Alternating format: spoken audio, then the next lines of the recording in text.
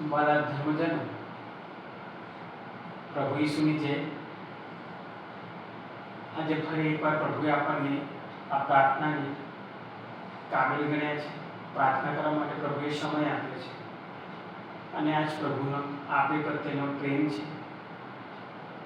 આજે પણ પ્રભુ અત્યારે આપણને સાચવી રહ્યા છે અને આજનો આખો દિવસ પ્રભુ આપણને સાચવવાના છે.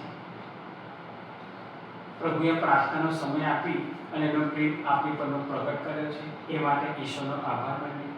આજનો આખો દિવસ પ્રભુ આપણી પાસે રહે, આપણી સાથે રહે અને હરેક કામમાં પ્રભુ આપણને મદદ કરે.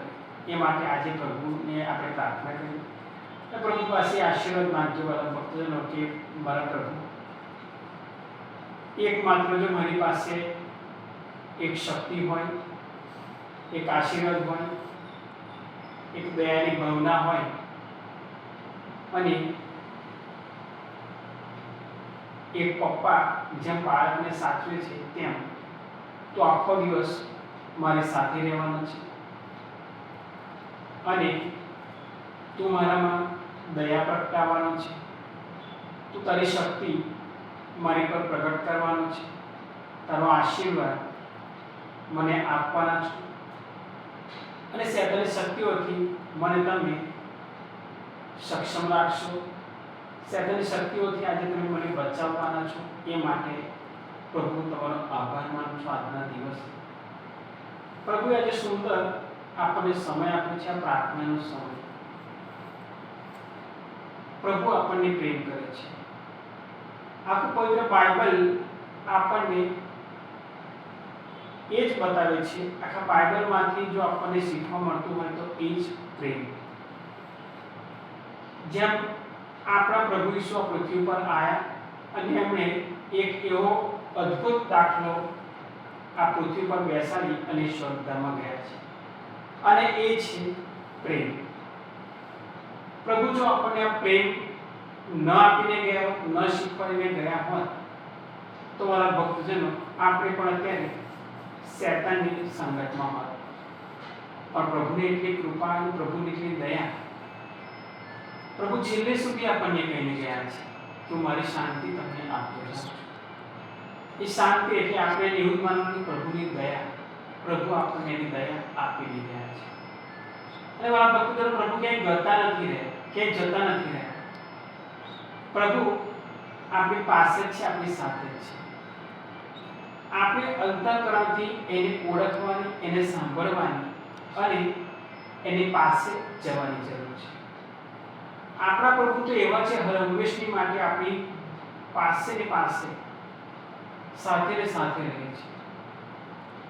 આપણે સાંસારિક આંખોથી, સાંસારિક મનથી એને જોઈએ છીએ એટલે આપણે એને જોઈ નથી શકતા કે આપણે એને અનુભવી નથી શકતા.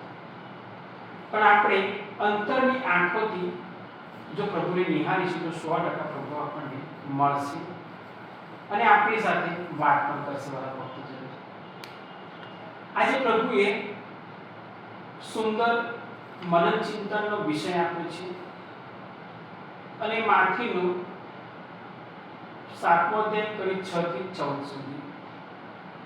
આમાં 7મો અધ્યાય કરી 7મા પ્રભુને એક સુંદર વચન કહે છે કે માંગો તો મળશે, શોધો તો જળશે ને ખખડાવો તો બહારનું ખુલી જશે. હવે અત્યારની આ પરિસ્થિતિમાં આપણે પ્રભુની પાસે શું માંગીએ છીએ? આપણે પ્રભુ પાસે એ માંગીએ છીએ, પ્રભુને આપણે શિખામણ આપીએ છીએ કે પ્રભુ તું આવું આપ તો મારા જીવનમાં આવું થશે, તું આ મારા જીવનમાં કર તો મારા જીવનમાં આ ઉદ્ધાર આવશે, તું મને આટલું આપ તો હું શાંતિથી રહી શકીશ. પણ આ માંગવું એટલે મળશે, શોધો એટલે જળશે ને ખખડાવો એટલે બહારનું ખુલી જશે. આ વચનમાં આપણે જાતે એ સમજવાનું છે. પવિત્ર બાઇબલ કેવું કહે છે કે માંગો તો મળશે, શોધો તો જશે, ખખડાવો તો બહારનું ખુલી જશે. પણ આપણે શું માંગવાનું છે, શું શોધવાનું છે અને શું ખખડાવવાનું છે? આમાં હું મારી જો બુદ્ધિ પ્રમાણે કહું તો હું એવું સમજુ છું કે માંગીએ એટલે આપણે પ્રભુને માંગવાના છે, આપણા ઈસુ ખ્રિસ્તને આપણે માંગવાના છે. વાલા ભક્તો, શોધવાનું પ્રભુ કહે છે કે શોધો તો જળશે. તો શું શોધીએ છીએ આપણે?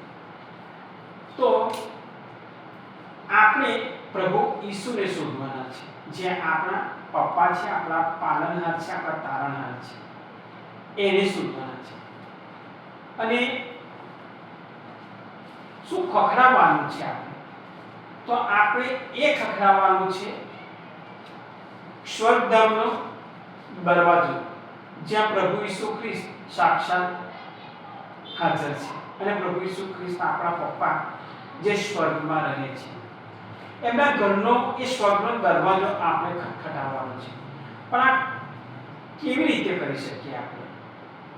તો આપણે એ રીતે કરી શકીએ, ભલાઈના કામો કરીને પ્રભુને આપણે પ્રસન્ન કરી શકીએ. કોઈનું સારું કરીને પ્રભુને આપણે શોધી શકીએ. જ્યાં પ્રભુએ બધું જ એમના જીવનકાળ દરમિયાન આંધળાને દેખતા કર્યા, લંગડાને ચાલતા કર્યા, બહેરાને સાંભળતા કર્યા, અને પ્રભુએ આપણી પર એટલો બધો એમનો પ્રેમ વરસાવ્યો કે એમનો જીવ સુદ્ધા આપણને આપી દીધો. એક વ્યક્તિ, એક છોકરી પ્રભુ ઈસુ જે ક્રૂસ ઉપર જડેલા છે એમની સામે ઊભી રહી અને એકવાર એ પ્રભુને કહે છે કે તું જો, હું કેટલી સરસ હાલતમાં અત્યારે છું, હું કેટલી તંદુરસ્ત છું, અને તું જો, તું કેવો ક્રોસ ઉપર લટકાયેલો છે. ફરી છોકરી બોલી કે તું જો, મારામાં કેટલું બધું લોહી છે, હું કેટલી તંદુરસ્ત છું, હું કેટલી અલમસ્ત છું, અને તું જો, તો ક્રોસ ઉપર નિવસ્ત્ર લટકાયેલો છે. ફરી એ છોકરીએ કીધું કે તું જો, હું કેટલું સારી રીતે રહી શકું છું, ખાઈ શકું છું, પી શકું છું, અને તું જો, તને કોઈ મદદ કરનાર નથી, તારે પાણી પીવું હોય તો પણ તને કોઈ આપનાર નથી, તું કેટલો બધો લાચાર છે. ફરી એ છોકરીએ કીધું પ્રભુને, પ્રભુના ક્રૂસ આગળ કે તું જો, હું કેટલું સારું જીવન જીવું છું, મારે નથી કોઈ ચિંતા, મારે નથી કોઈ મુશ્કેલી, મન નથી કોઈ આગળ પાછળની કોઈ દુવિધા, અને તું જો, તારી આગળ પાછળ કોઈ નથી, તને કોઈ સાંભળનાર નથી, તું બૂમ પાડ તો કોઈ જવાબ આપનાર નથી. ફરી છોકરી લાસ્ટમાં એવું જો, હું કેટલી બધી સુખી છું, હું અહીંયા ઊભી છું, હું તને જોઉં છું, અને તું જો, તું કેવો ક્રૂસ ઉપર લટકાયેલો છે, કોડાના મારથી તારું શરીર ઘવાયેલું છે, લોહી તને નીકળે છે, તારી પર વસ્ત્રો નથી, તું નવસ્ત્રો છે.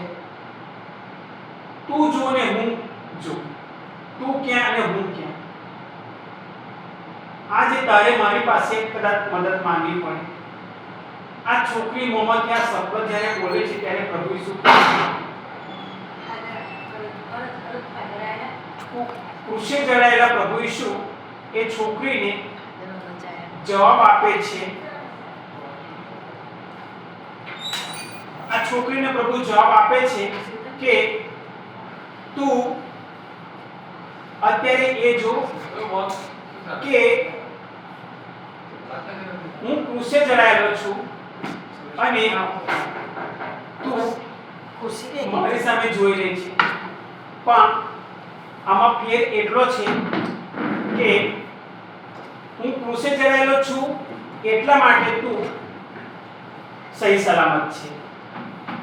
જો કદાચ હું આ ક્રૂસ ઉપર ના હોત તો આ ક્રૂસ ઉપર અત્યારે તું હોત. તો વાલા ભક્તજનો, આજે પ્રભુ ઈસુનું સુંદર વચન આપણને કહે છે કે માંગો તો મળશે, શોધો તો જળશે, ને ખખડાવો તો બહારનું ખુલી જશે. આપણે શું ખખડાવવાનું છે? આપણે પ્રભુ ઈસુનો સ્વર્ગધામનો દરવાજો ખખડાવવાનો છે. શું માંગવાનું છે? તો આપણે આપણા પપ્પા ઈસુ ખ્રિસ્તને માંગવાના છે. શું શોધવાનું છે? તો આપણે આપણા પ્રભુ ઈસુને શોધેવાલા ભક્તજન. જો આટલો માંગતા શીખીશું ને આટલો દરવાજો ખખડાવતા શીખી જઈશું તો આપણે દુનિયામાં કોઈની જરૂર નહીં પડે વાલા ભક્તજન. તો વાલા ભક્તજન, ફરી એકવાર પ્રભુ આપણને એટલો જ પ્રેમ કરે છે જે અનાદિકાળથી પ્રભુ આપણને જે પ્રેમ કરતો આવ્યો છે એ જ રીતે. ખાલી જરૂર છે તો આપણે પ્રભુ ઈસુ તરફ વળવાની. તો આજે યુટર્ન લઈએ વાલા ભક્તજન ને પ્રભુ ઈસુની પાછળ જઈએ અને પ્રભુ ઈસુને કહીએ કે વાલા પ્રભુ ઈસુ, જે પ્રેમ તમે મને કરો છો એટલો જ પ્રેમ મારા પ્રભુ હું પણ તમને કરું છું. આ પ્રાર્થના અમે મારા પ્રભુ ઈસુ ખ્રિસ્ત દ્વારા કરીએ છીએ. આમીન.